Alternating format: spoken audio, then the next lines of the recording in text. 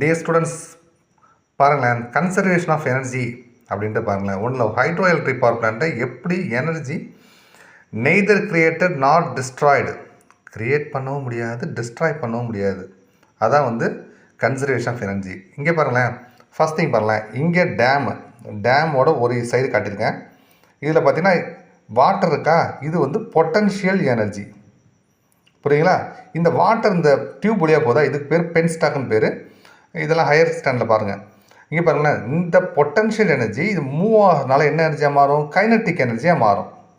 இது பாருங்கள், kinetic energy அப்படியே நேராக மூவ் ஆகுதுல, மூவ் ஆகிட்டு ஒரு வீல், அதான் டர்பைனை சுற்றும் போது நல்லா பாருங்கள், பொட்டன்ஷியல் எனர்ஜி கைனட்டிக் எனர்ஜியாக மாறுது. கைனட்டிக் எனர்ஜி என்ன ஆகுது?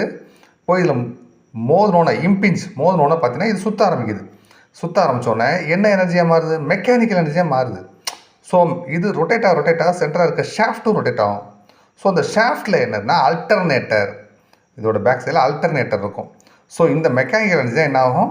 எலக்ட்ரிக்கல் எனர்ஜியாக கன்வெர்ட் ஆகும். ஸோ நல்லா பாருங்கள், வாட்டரில் இந்த பொட்டன்ஷியல் எனர்ஜி கைனட்டிக்காக மாறி, கைனட்டிக் எனர்ஜி மெக்கானிக்கல் எனர்ஜியாக மாறி, மெக்கானிக்கல் எனர்ஜி எலக்ட்ரிக்கல் எனர்ஜியாக மாறிச்சு.